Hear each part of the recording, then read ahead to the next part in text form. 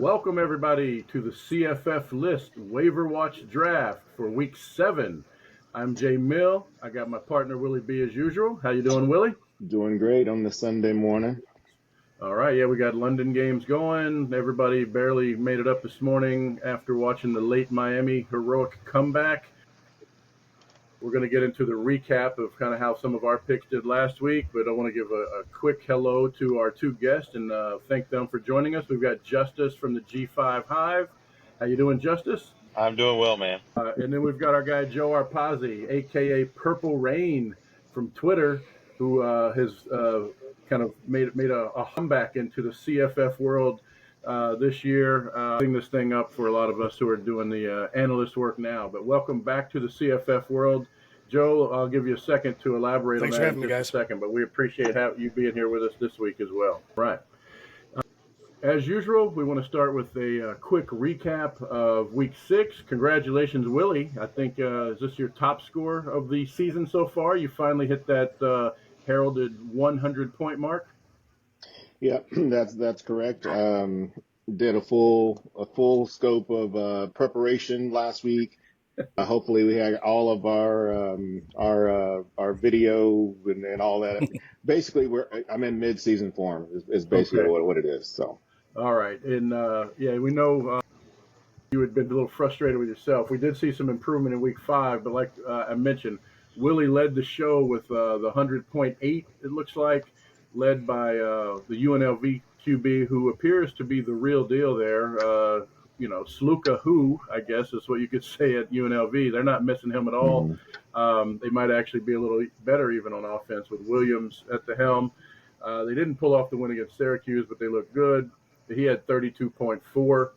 You also had Noah Short, which we were amazed last week that 3 Army guys came off the board in a limited waiver draft. We don't draft a whole lot of guys every week, but 3 out of the 24 picks were Army guys, and to our delight, all 3 of those Army guys had over 27 points, led by Farnsworth's pick, Bryson Daly, who gave him 36.6.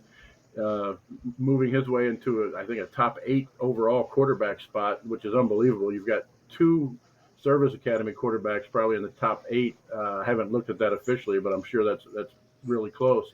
And then as soon as Willie took Noah Short last week, who ended up getting him 28-2, we've kind of gone back and forth all year as far as who might be the better Army running back to take. So I just doubled down and took Udo after he took Short, who managed to get me 27. So you beat me by 1.2 points, but my high score, Udo, I was completely satisfied with his 27, 20, I think, which came in the second half. So he did some late mopping up for Army to get up to 27 for me. Rasul Faison had another 26 carries to get me 18. Forget about Kyle, who actually finished second with 92, led by Jaden Nixon. Time will tell if he continues to get that role. Meanwhile, Nixon is just carrying the load and doing great for Western Michigan. And then, surprisingly to some, Kyle stuck with Stowers, the tight end from Vanderbilt, even though they were playing Alabama, and that paid off big with 17 points, probably close to 30 targets, maybe more than 30 targets now for Stowers in his last 3 games. So good performance all around. This is what we like to see. 2 guys over 90. I got close with 80. Farnsworth, had a couple guys banged up. We're not really sure what happened with McAllister. He played 22 snaps for TCU, but he still didn't get any targets. And then it seems like just gambling on anybody from UConn isn't worth it at this point. You don't know who they're going to hand the ball off to. You don't know who they're going to target in the air. So him going with Skylar Bell hurt him a little bit. Cam Edwards, nobody had him this week, but actually Kyle had him and only got 7.7. So the 2 UConn picks were fails this week, and I think from this point on we just say stay away from anything UConn, because even though they're a better team, it's just committee, for the whole team right now. So we don't know what's going to happen there. So warning to everybody here drafting today: stay away from UConn players. Okay, Justice and Joe. Absolutely. All right. So let's get ready to draft. And meanwhile, quickly, Justice, congrats on the success of G5 Hive. You had a lot of us entertained in the deep off season with your weekly interviews, sometimes a couple a week. with kind of the local beat reporters that cover the G5 schools, which is the most difficult schools to get info from. But yeah, one, thank you for that because it's great information. And two, just give us kind of your, where'd that thought come from? How hard is it to get those guys on the line? And kind of what can we see kind of going into the next offseason as you guys So continue to grow? yeah, so that just kind of came about. I mean, that's kind of how the G5 High was formed. Luke called me. It's been probably a year and a half now, I guess. It was like last spring. He's like, "Hey, I got this idea. I want to do the Bud Elliott Summer School series. If you're familiar Mm-hmm. with that, right? But Bud only talks to power schools. He's like, I want to do that, but I want to do it for the G. I was like, well, that's an Mm-hmm. awesome idea. I said, but we can't just jump into that, right? Like, we have to build up to that. We have to have an audience beforehand. And so we said, Mm-hmm. hey, let's just start doing a G5 podcast. I'm a G5 football fan. I'm an alumni of Old Dominion, have season tickets. Yep. So we started doing the podcast. And then, you know, he'd already had some folks lined up to come do the interviews. And then we Yep. just started asking folks, and they just didn't tell us no. Okay. Good. We had, I think, two people that told us no. One of them just wasn't interested, and the other one committed. And then he came back like right before we started doing the interview. We were like scheduling the interview, and he's like, "Look, you guys are my competition. I don't want to do this." So Oh, come on. we were flattered at that point, right? Because Yeah. Yeah. if a beat writer is seeing us as his competition, I'm like, well, I don't know. Yeah. Like I was kind of like, well, we're not really your competition, but I was flattered that he thought that. Um,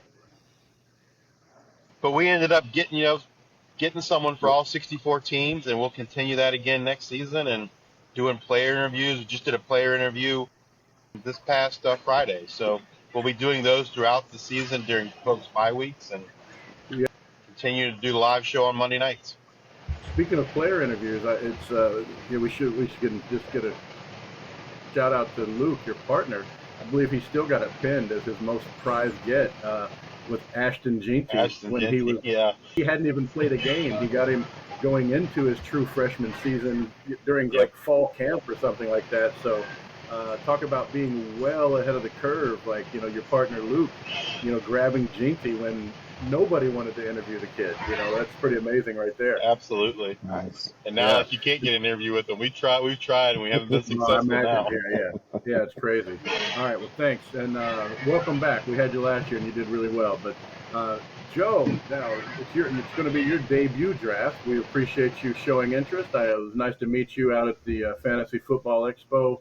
But, for those that don't know, I know you ran collegefootballgeek.com back in the day. You had college fantasy content when, you know, 10% of the people who play now probably knew about it. What made you want to jump back in, do a full dive back into the CFF analyst world and, give us kind of a quick recap of what you were Yeah, doing back I in the originally day got compared to started what you're with doing now. collegefootballgeek.com all the way back from 2008 to 2016. I was working as an analyst, and I was the co-owner with my partner Todd DeVries. Some of you old school college fantasy football people might recognize that name. Over the course of that time, though, we had sold away our ownership rights. The original player likeness lawsuits started rolling through the courts. And originally, FanDuel and DraftKings first dropped college DFS, and then that eventually led our new ownership group to drop us. And that was where we kind of ended up bowing out into 2016. Been playing in my own home league since then, and it was just kind of this year. I think it was in March. Right, right. Just decided to just kind of put my toe back out in Twitter and just getting a little more involved there. And just the more I got involved and talked to people, it just kind of got me thinking more and more to getting back into it. And made the decision, and I started Let Purple Rain, REIGN, letpurplerain.com. Started up that website and starting to do full-time year-round college fantasy football analyst work again. All right, great. Well, I know a lot of people were excited to see you back. I know you made some early appearances with Jared over on Chasing the Natty. You're still doing stuff with, one of the new stars on the scene, our guy over there with Volume Pigs. So congratulations on, the successful re-entry into the CFF world. Thank you. All right, Willie. Justice, you're going to kick us off. Those of you who watch us know we're going to each take a quarterback, 2 running backs, 2 receivers, and a tight end. The goal is to try to reach 90, which we hope comes from 20 points from your quarterback, 15 points from your running backs and receivers, and 10 from a tight end. It's not a number that's as easy to reach as you would think. I was looking back at the stats over the 3 years we've been doing this. It seems like the collective group average is about 85, 84.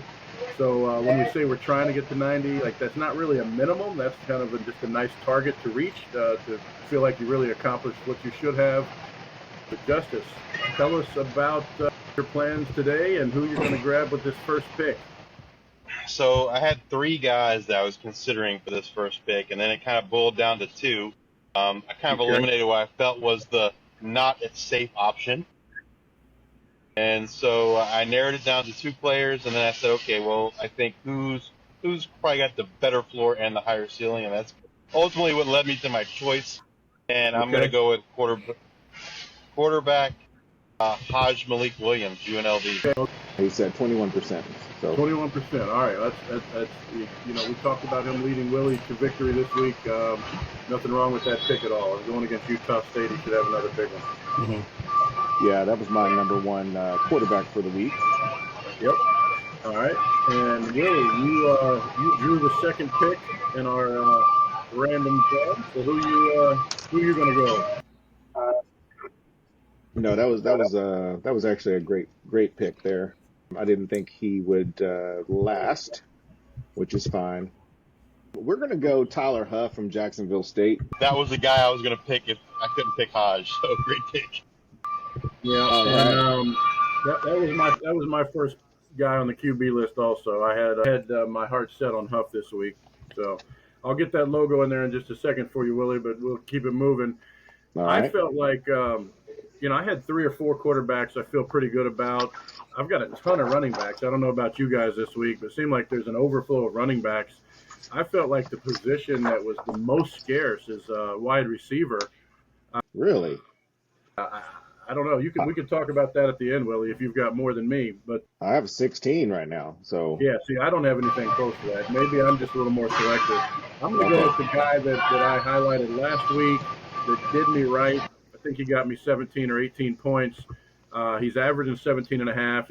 I'm going to repeat with Jaden Williams. As long as you guys don't take him out there in this fantasy world, as long as he stays under 30%, he's going to be my guy. He's only rostered still on 12% after, proving that, he's right there at the wide receiver 1, just kind of alternating, with Cole Wilson. He had 18 points in 4 of his last 5 games. We all had our minds set on Cole Wilson and Hobart to start, like I mentioned last week, but Jaden Williams is right there with those guys. Might even be leading the team in targets. I didn't look closely at that, but I do know that, this guy's worth at least 18 points, it seems like, as a guarantee. And they're playing Arkansas State. Fantrax shows them 23rd against wide receivers, but they're 69th against the pass D. Be a little tougher game, but nothing that Texas State can't work their way through. So I'm going to go Jaden Williams, Texas State, as a repeat offender here for my team. Repeat offender, okay. Yeah, and then Joe, you get back-to-back picks. These are our only back-to-back picks of the day, right. and then it'll come back to I'm going to start off here with a guy over the last 3 weeks been averaging 21.2 points a game. What I like about his matchup against Old Dominion this week is that the game is at home and during the day, which is where he has his best performances. Also, the offense, Georgia State offense, has about a 40% third down conversion rate, but Old Dominion is giving up 45.98% conversion, so you're going to get a little help on third downs to help keep drives alive. So I'm going to start off by taking Ted Hurst. And for my second, I'm going to kind of roll the dice here. Kind of go big or go home. Western Michigan, we know that we got, now a split carry situation at running back. I'm going to roll the dice on Jaden Nixon at running back. It's another one where his game is at home and during the day where he tends to play the best. What I really like is that Western Michigan's rushing offense is ranked 40th in the country for fantasy points scored. Okay. But Akron, they're ranked 121st in fantasy points allowed. Akron's given up 4.76 yards per carry and 2.67 rushing touchdowns a game. Okay. So I'm going to try and go 1-2 with a running back wide receiver punch here. All right, I like it. Yeah, and hopefully, everybody can keep an eye on the Nixon and Buckley situation, and see what's going to happen there. But yeah, both of these guys, I really like a lot of the things that are happening at Georgia State. There's a couple other guys on that team that I suspect might get taken today. I'm not going to grab one here with my next pick as we reverse back, but since I don't have the extended wide receiver list that Willie B has, I'm going to go ahead and grab my second one because I think there's a pretty big fall off here. So it'll be interesting to compare notes with Willie later. But I'm going to take Chris Hudson from Washington State. His average is a little lower than you might like for right now, but I think the potential's there to have some bigger games, him to get in the end zone more than he has, mainly because of his targets. In his last 3 games, he's been targeted 10, 13, and 13 times. So I'm going to get my receivers out of the way because, I like the depth at all of the other spots. And, I'll let you guys pick over the receiver scraps. Right. All right. Okay. All right, Willie. Well, I'm not going to do the stacks. We'll have to go a different route here. Okay. I'm gonna stick with your guy that you had this week, and we talked about Army. We're gonna go with Kanye Udo. Okay. They get UAB, who is 132nd, fantasy running backs. So, and we've seen that there's plenty to go around in that offense. So hopefully, he'll at least get, let's say, 17, and I feel comfortable with what he could give with just the 17. If that's the case, if he gets his average, then we know, he might end up getting that 30, which is, what we really want. But Right. I like his chances. All right, so we're going. We got another Army guy who's still available and out there. All right, I like it. Now, Justice, we don't go back to back here, but Okay. you got this pick, and then we'll go back to Willie and just kind of go in a regular order from here on out. All right. I'm going to go with running back Tyree Walker, Wisconsin. Take advantage of the Ches Okay. Malusi news. Tyree is the lead back there for the Badgers. Had 3 touchdowns this past week, 27.4 points. They play Rutgers. Rutgers is towards the lower end of the spectrum in terms of G5 rushing defense, and he's not sharing the load anymore with Ches, and so take a shot on Tyree. Yeah, I like that a lot. He was actually at the top of my running back list, so I think I like what's going on over there on Justice's team. He's got a great quarterback and running back who clearly has taken over the show at Wisconsin. So good job there with Walker. Now, Willie, let's see who you got if you're going to grab one of those 16 receivers that you have mentioned you have on your list. No, I'm gonna take a guy, and this guy might be a week or 2 earlier than most will take him. But like I said, I've been kind of stashing him for a little while. Let's see if I can get him to pull up here. Okay. There we go. So this week he had 30.6 and 23 carries, 145 yards, two rushing touchdowns, and so we're talking about Delbert Mims III from Eastern Michigan. They had a bye, but they played Miami of Ohio this week. Yep. So I like his schedule coming up toward the rest of the year. So this is the first time that we'll take him. We'll see what happens, but he's 5% rostered. Yeah, he's got Miami, Ohio. Yeah, it's another one of those weird things. I think they're showing up 46th against fantasy running backs on Fantrax, but they're 103rd against the run. You got to love what he did in week 5. I think he had 30.6 points this week. Wasn't that? Yeah. That's the case. And the only week that he didn't get the only week he didn't really get a significant amount of carries was week 4, and that was against an FCS opponent. And we all know kind of that we can ignore those kind of games. But yeah, it seems like he's definitely going to be the breadwinner there at Eastern Michigan. I like that one also. And now it's back to me, and We've got 2 quarterbacks taken, and I've got a couple I still like, so I will wait there. I'm going to go ahead and get my first running back knocked out and maybe add another surprise to the draft, the entire draft, and we will now have 2 Jacksonville State players taken in this draft as I go ahead and grab. Sniping me. Yeah, I'm going to take Trey Stewart from Jacksonville State, who's on 6%. Joe says I just sniped him. Love the matchup against the 129th worst rushing defense in New Mexico State. He's averaging 17.4, and love the fact that he's improving every week. He's gone from 21.6 2 weeks ago to 37.4 this week. Looked like they know what they're doing on offense there, certainly on the ground, and the Rich Rod offense. That's nothing you've ever had to really worry about much with a Rich Rodriguez team. So it looks like they're rolling a little bit at Jacksonville State, and I'm happy to have Trey Stewart. Yeah, he was number 1 on my running back list, but like I said, I didn't want to do the stack. Hands down, the best matchup stats I saw at running back. So awesome. You stole him from me, and you're kind of leaving me here with a tough decision. Yep. I got to go running back here. Okay. And I'm going to go with a guy who just recently got handed the keys to the castle over at Wisconsin, Tyree Walker.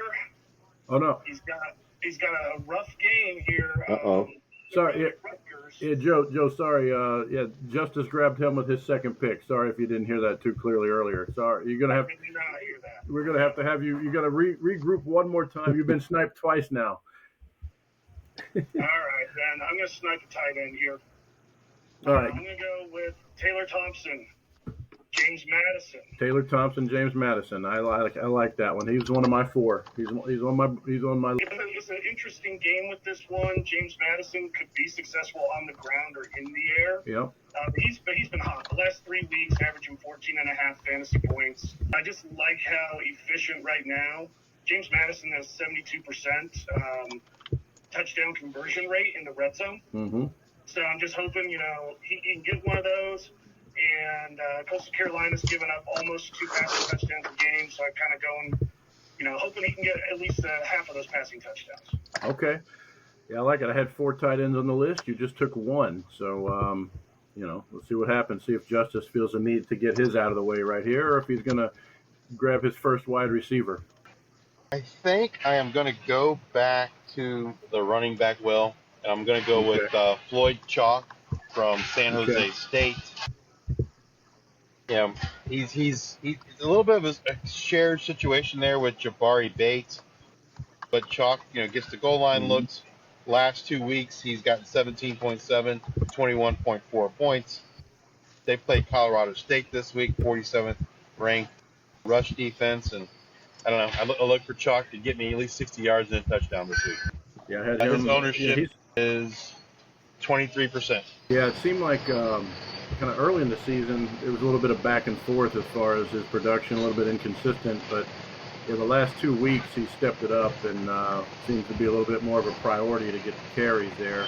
And he's had 21 and 17 points in the last 2 weeks. So hopefully Chalk has become a little more consistent here as they get into their conference play. I like it, though. He was definitely on my list. Willie, which way are you going to go here? You've got to start filling out the pass catchers on your squad now that you've got all the running backs that you need. Yeah, I had Ted Hurst as my number 1, so we're going to go with our number 2 guy. Whoops, that didn't go in the right square. We're going to go Caden Prather from Maryland. Prather. Okay. Yeah. They get Northwestern, but he's been average. To me, is the end zone production that he's getting. But his last 3 games, 14.8, 17.7, and then 17.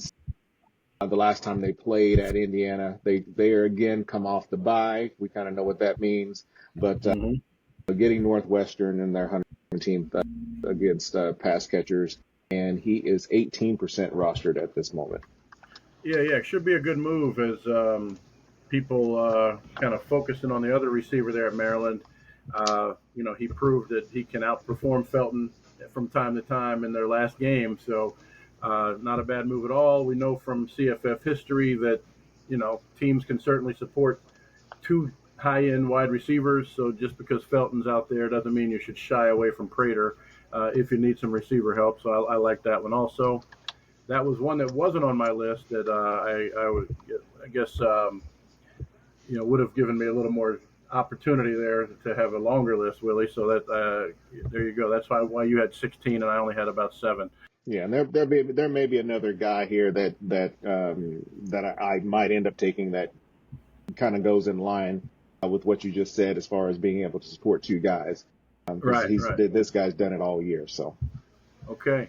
So it's down to Joe and I. We're the only we've got 2 running back slots open. I still like all the tight ends that I have of my 3 remaining.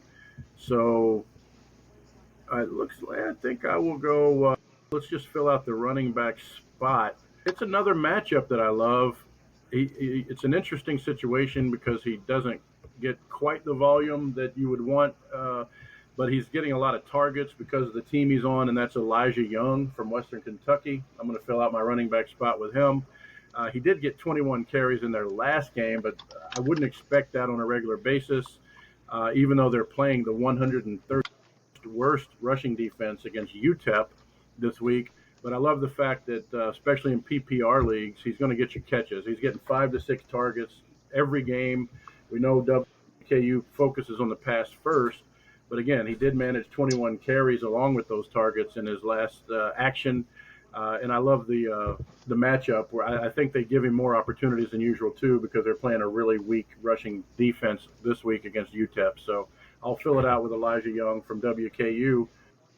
Which, Joe, you're new. I'll give you a little advice. All the running back spots have been filled except, so you don't need to. Yeah, you. There you go. That's your last pick. Don't make that rookie mistake. I'm just going to give you the answer there. Don't take a running back until you have to now. But what I will do is I'll make you wait on quarterback. Okay. I'll go quarterback here. Okay. I'll go with Ben Woolbridge from Louisiana Lafayette. Okay. Love his matchup with Appalachian State. Yes. Appalachian State is giving up in the red zone. Offenses are converting touchdowns 68.75% of the time. Yep. So I like that for Lafayette. Also, this is one of these things where they're giving up about equal touchdowns in the air and on the ground. Mm-hmm. Woolbridge is a guy that can take advantage of both of those. He's not a one-dimensional quarterback. So he was actually the number 2 quarterback on my list. I'm glad he slipped this late, and I'll wrap up that position with him. All right, that's good. He's a guy that I've been, touting all year, trying to make people aware of him. He's still surprisingly under 30%.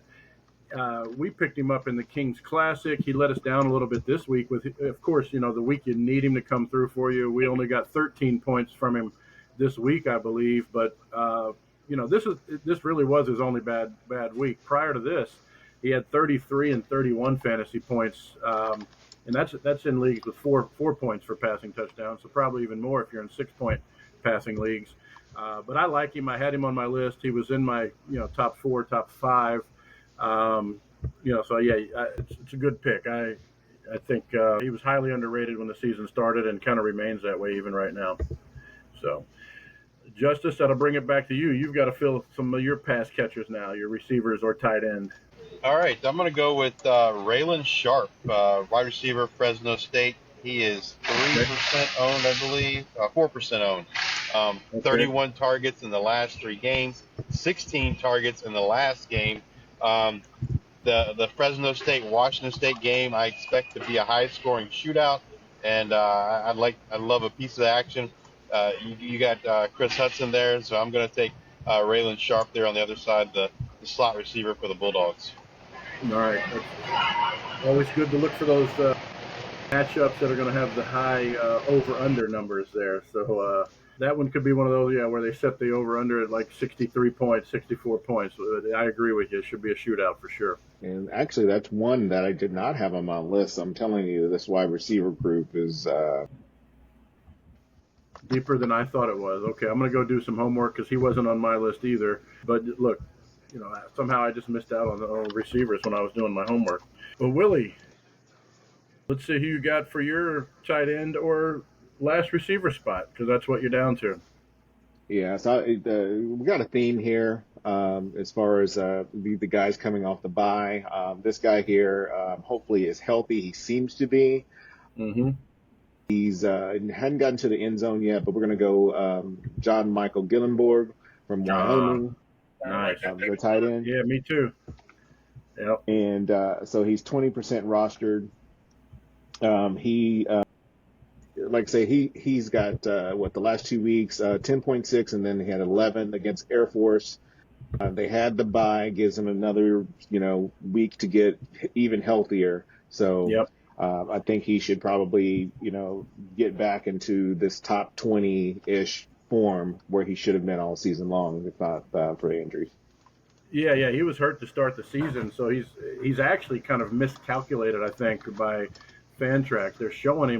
They're kind of dividing his total points by 3 when really it should be divided by 2. I don't even think he was active in the game that they're counting where he got a 0. So really, he did play in that game. He just didn't do anything. He did play in a game that he didn't do anything. Yeah, the way I'm looking at it, his first game back from Gotcha. injury. Yeah. Okay. Yeah, so it was the first one back. Maybe they just kind of rolled him out slowly. But I'm with Willie. I'm looking at this guy as kind of having 2 games worth of real stats that you should be looking at, and he's more of an 11-point per game guy than the 7.2 you're seeing on Fantrax. I mentioned him last week as a guy that I was hoping to get, but he happened to be on a bye, so I couldn't take him last week. So he was at the top of my list, Willie. I think that's a good one. I just happen to like the guy that's second on my list almost equally as well. And since it's my turn, maybe I'll just roll into that pick and take him now. I mentioned that I liked a lot of the things happening over on the Georgia State team in terms of fantasy production. So I'll take Dorian Fleming. Is not only one of the tight ends for the waiver watch that you should be looking at. He's a top 10 wide receiver now. He's actually tight end 10 in points per game with 12.1. He's had basically 11 points in 3 out of his 4 games. He's getting 5 to 6 targets minimally. So just even without touchdowns, he's a tight end that can get you easily 9 or 10 points, just based on his volume. And again, if you can grab tight end 10 overall right now, you better go grab him because he's proven that he's not a fluke and he's going to be consistent for the season. So that's the other guy from Georgia State that I was referencing after Joe took Ted Hurst. Nice. All right, Joe, back up to you. Yeah, this is one of my sneaky picks I was hoping I could get at the very end at this exact spot. Okay. And he slid to me. I'm going to go wide receiver Luke Floria. Okay. Kent State. Luke Floria, Kent State. Yeah, he's only been getting 4 targets the last 3 weeks. Mm-hmm. Now, you look back to, out those 3 weeks, you had Penn State and Tennessee. Right. He's not going to do anything against them. Right. So those 2 games have anchored his fantasy point average. And last week, actually, I'll take that back, 2 weeks ago, it was against Eastern Michigan. He had 4 targets, 3 receptions, but he still scored 16.7 fantasy points. Nice. And when he started the year with Pitt and an FCS school, he had 11 targets, 8 targets, and he was scoring over 20 points a game. Now the schedule opens up nicely. He's got Ball State, who I have as 133rd against the pass for fantasy points allowed, and they're giving up 3.6 passing touchdowns a game. Right. I'm thinking Floria has got to at least be able to be good for one of those. I agree, and we are proponents of playing anybody that goes against Ball State this year. We've been talking about that already for 2 weeks in this short season so far. If you've got players going against Ball State, get them in the lineup, and they're sure to shine. So that is a nice sneaky pick there with Mr. Floria. I like it. He was off my radar. I say it every week. I always find 1 or 2 guys that our guests bring up or Willie B brings up that I didn't know about, frankly. And as much work as we put in with 133 teams to choose players from, you can't know about everybody. It's just impossible. So yeah, appreciate that, Joe. That's a good heads up. And with that, let's take it back to Justice. Looks like you could probably just grab your receiver here and then grab that tight end at the end. Yeah, I'm going to go with Coleman Owen, wide receiver, Ohio. No, you're not taking him. Sounds like you took Willie's last guy that he wanted. Coleman Owen from Ohio. Wow. Last game out, 32.2 points, 7 targets, 6 catches, 130 yards, and a couple touchdowns there. I think he's Parker Navarro's favorite target.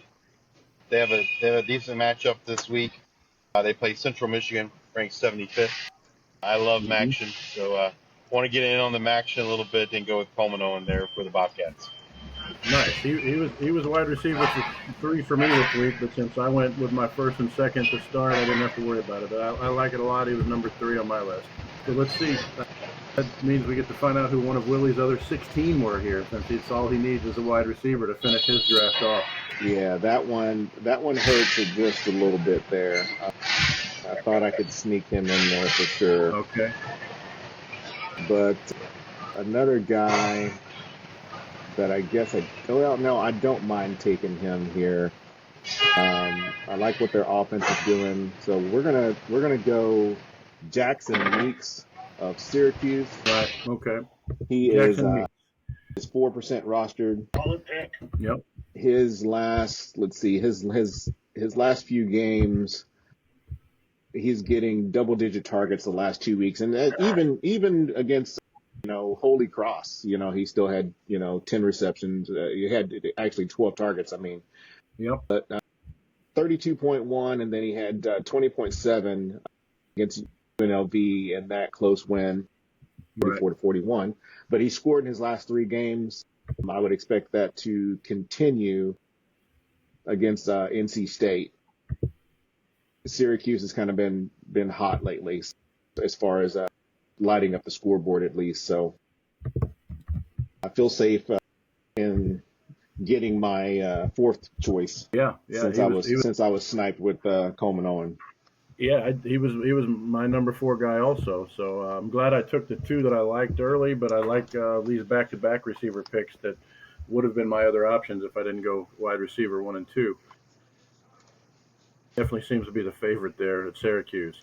So I'll finish mine off with the last quarterback, since we like to talk about anybody left on our list and there's no other quarterback. So I'm basically choosing between Retzlaff from BYU going against Arizona, but I've also mentioned there could be multiple players from Georgia State taken, so I'm kind of tossing it up between Retzlaff at BYU and Velo, I believe it's pronounced, at Georgia State, which, again, I've mentioned.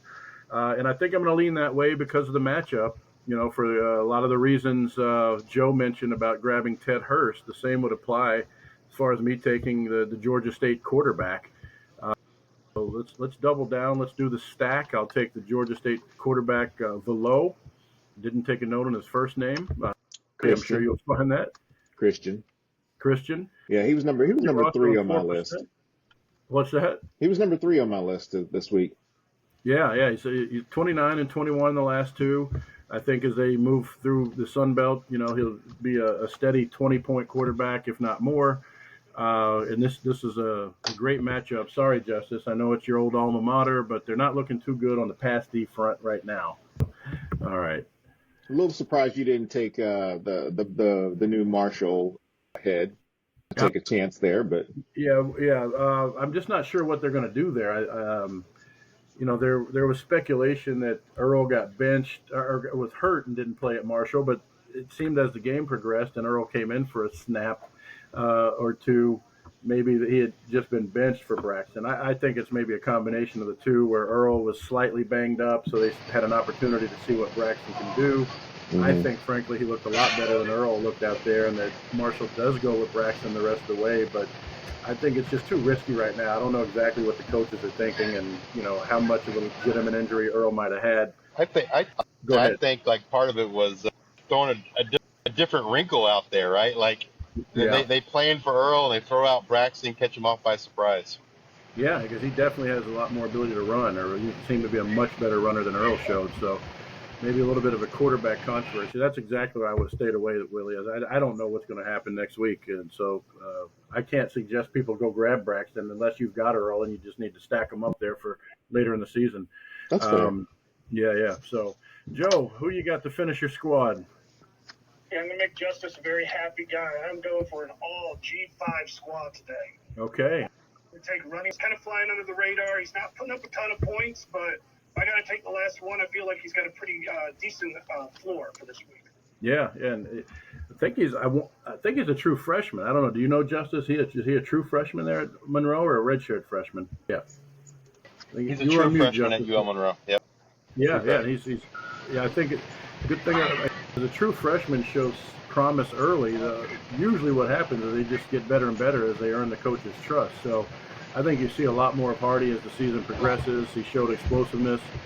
Side note, during our best and worst predictions, Willie and I just uncovered how good we thought the Louisiana Monroe pass defense was. So it doesn't fit into this conversation directly, but just want to give Willie and I a pat on the back for recognizing that JMU may have a tougher time against Louisiana Monroe than most people thought. And yeah, that turned out to be absolutely correct, as Louisiana Monroe appears to be the real deal, especially on defense and that passing defense.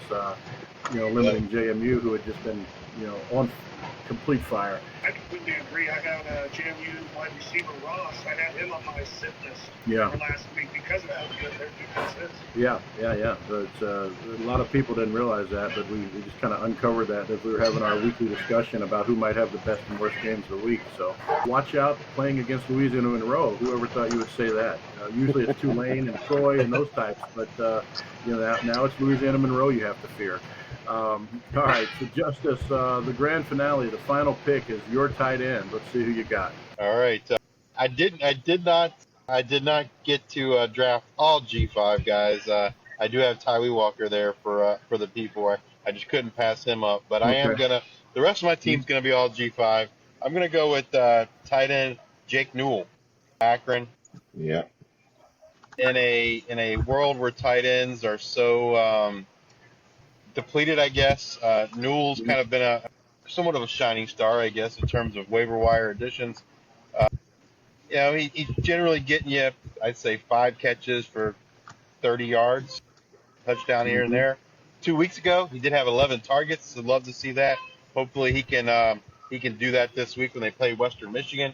Western Michigan, 100 pass defense, and so I take a piece of that Akron passing game. There was I was looking at Adrian Norton there too, but decided to go earlier with receivers. But I got to take a piece of that Akron Zip offense and Jacob Newell. Okay, nice. So yeah, you took one P4 guy. Looks like I did the same. Joe is all G5, and then Willie only has 2 P4. So it looks like we've only got 4 total Power 4 guys here. Hopefully we're not speaking to guys in exclusive Power 4 leagues, because we wouldn't have been too helpful this week. But if you're in these full team leagues, which most seem to be these days, lots of good options from the G5, which making our guy Justice proud. I've always been a big fan of grabbing those guys as well, so it's fun to see.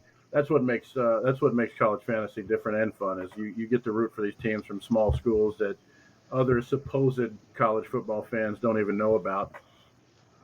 You mentioned some guys that or another guy you like there at tight end. I will add Tracy. Willie knows he's my favorite. Terrence Carter. Terrence Carter. He seems to be a little inconsistent, but he's an every other guy kind of week. I had him 2 weeks ago, and he disappointed in the waiver watch. This week, of course, he gets double digits again. But he does have more double-digit games than single-digit games. So I think Carter's still a guy you can count on. He's got a great matchup against App State. Joe, anybody left over? 2 or 3 guys, 2 or 3 guys you just want to make sure you mention before we get out of here? Yeah, I thought wide receiver was pretty deep this week. Okay. Several guys that I liked here, just to rattle them off real quickly. Kenny Odom, UTEP versus Western Kentucky. Okay. Matt Sykes-Rice versus UTSA. Justin Lockhart, San Jose State versus Colorado State. I think all of those guys have been quality pickups, and they're all, over the last 3 weeks, they're all averaging 16 points or more per game. Nice. And even another really sneaky one is Vaughn Tracy, Miami of Ohio, against Eastern Michigan. He's averaging 16 points per game over the last 3 weeks. That's one that's like, if you're really having to scrape the barrel looking for options, he's one that you could look at. Another good one, which I'm normally hesitant on this setup, but at quarterback, Caden Beltcamp. Western Kentucky against UTEP. This is a matchup where UTEP gives up more points on the ground than they do in the air. Right. And typically, I don't like recommending quarterbacks in that scenario, but Western Kentucky's rush offense is so low. Right. I think your pick of their running back is a good pick this week. But I'm just kind of thinking that, like, can't score 2 touchdowns. Yep. And right now, UTEP's giving up 1.4 passing touchdowns a game. But it's like, I'd be really surprised if he can't get 2 touchdowns. So he's another, I think, good deep option at quarterback who should have a good little bounce back game, I think. Yeah, we know they're not going to totally shift the offense to be, running, dominantly. They'll have probably more carries than usual, but yeah, they're not going to totally change the offense just because they're playing that really bad UTEP run D. I agree with you though. He's still worth a shot if you can grab him. He's a little higher percentage on the rostered side. It could be the last chance to really grab him also. I was saying that a couple weeks ago, and he's still sitting here. So it's like, Yeah. if it's free, take it. Yeah, exactly. Yeah, you mentioned wide receivers. I've got 2 there, and then we'll get to the others. I didn't like him this week so much, but I would have taken him if it came down to it. Emmett Mosley at Stanford. He's a true freshman who's kind of missed the first couple of games, but has really, come into the lineup and started getting a lot of targets. He's averaging 17.8 points because he's just played in a couple of games, but he's going against Notre Dame, and that's tough. So I didn't want to have to put him in, which is why I went wide receiver super early. Maybe for a dynasty league, you can look out there for Emmett Mosley. The other one is the old trusty Cam Camper, Boise. But again, just kind of looked at the matchup. Somehow Hawaii's scary good on their pass D side. So maybe not the best matchup, but Cam Camper, if nothing else, has been real consistent this year with 15 points in 4 of his 5 games. So he doesn't have the highest ceiling, but he's got a pretty steady floor there that'll get you at least your 12 to 16 points most likely, no matter what. Justice, who do you? Any others besides the tight end that you got there for us? Yeah, if you want some P4 guys, a guy I strongly considered was wide receiver Jordan Tyson, Arizona State. He's a little bit up and down, but he definitely looks like the top receiver there for Sam Levitt. Okay. Rasul Faison, running back at Utah State, didn't get drafted. They do have a tougher matchup, though, this week with UNLV. Right. Your boys at Marshall, A.J. Turner. Yeah. He finally got some more carries, right? Like, he definitely looks like the most productive running back, and they gave him the ball a little bit more this week. So that's another one that I really like. Yep, I had him there. He's it looks like he was just going to be kind of your shifty guy that was getting his yards from breaking out the 50 and 60-yard runs. But again, another guy who's kind of earning the coach's trust, and they're finding out he can do a little more, than just break off the big run. So he got 12 carries this week, which was the most he had all season. I like him as well. Willie, what do you got to wrap us up here? Running back wise, I still like C.J. Campbell from FAU. Right. It froze up on me here just a second. They're going North Texas. Another team coming off a bye. Yeah, they have North Texas. His last outing, he had 15 for 145 and 2 touchdowns the previous week, 6 for 53 and 2 touchdowns. So, he's coming along. Receiver wise, we talked about Junior Vander Ross. I had him last week.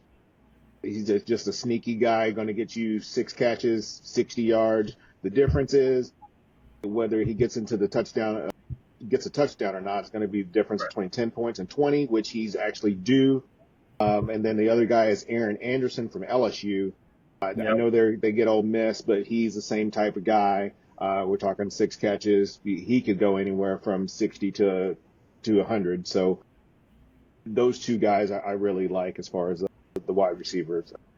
And then lastly, with one quarterback we still didn't mention is going to be Maddox Madsen from Boise.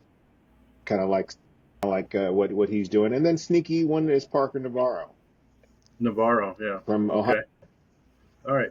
Yeah, so, we're halfway through the fantasy season, and according to everyone here, you still got lots of options to kind of save your team. It's not too late if you're 0-6, you're out of it. But, if you're hovering around 3-3, 2-4, the lights aren't off yet. You still got some moves you can make, so don't give up. We'll be here to help you out all the way through. Justice, good luck the rest of the way. Appreciate you popping in. Thank you. All right, and Joe, I love the deep dive on the stats that you bring, and glad you're back on the scene, making your presence felt. Thanks for joining us. Thanks for having me, guys. I really appreciate it. All right, so we'll keep everybody updated through the course of Saturday how we do. As you guys know, the invite is open. If you can crack the top 5 out of the 13 folks that kind of went through this first round of waiver watch picks, we'd love to have you back. Right now, it looks like you've probably got to get into the hundreds, maybe like 95, 96 points to beat. Might have been Devi Jake, who's sitting there at the 5th spot with 95 points. So if you can get over 95, one of you guys could be joining us here in the semifinals if you're available, and we'd love to have you. So good luck. Absolutely. Look forward to it. Thank you. All right, Willie. All right, yeah, we'll have you guys hang on for just 1 second while we get some information from you. Everyone else, thank you for watching and listening, and good luck this week. All right.